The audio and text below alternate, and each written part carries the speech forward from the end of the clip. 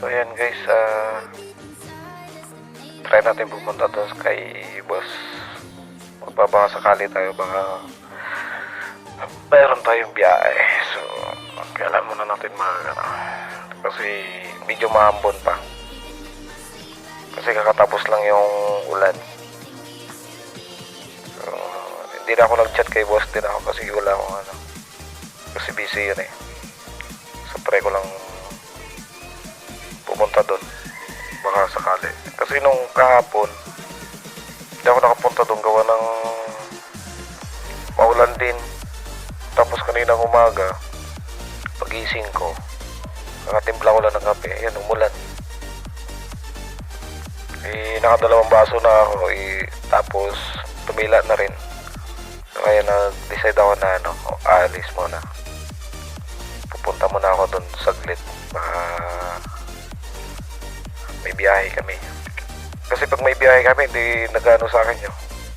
Di nag-chat-chat minsan. Mag-chat-chat yun sa akin o tatawag pag meron siyang gagawin. So, yan.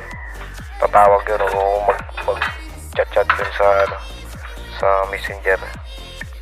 So, tara. So, ito yung motor natin. Yan.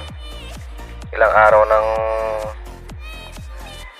nakatingga dito sa parking area. So maulan pa. So yan. Bakit naman lagi na lang naka-stock yung motor natin, gala-gala naman natin minsan. Lagi na lang nakatabon yan si Iso na yan eh. Bira lang makatakbo yan. Ngayon pupunta tayo doon kay boss. So makagala-gala na rin. Kita nyo naman kakatapos lang umulan, kaya yan, may mga tubig pa, pati upuan basa pa nga Kahit may na yan, may tabon, pasok pa rin yung pag sobrang lakas yung yung ulan. So ganyan lang yung suot ko kasi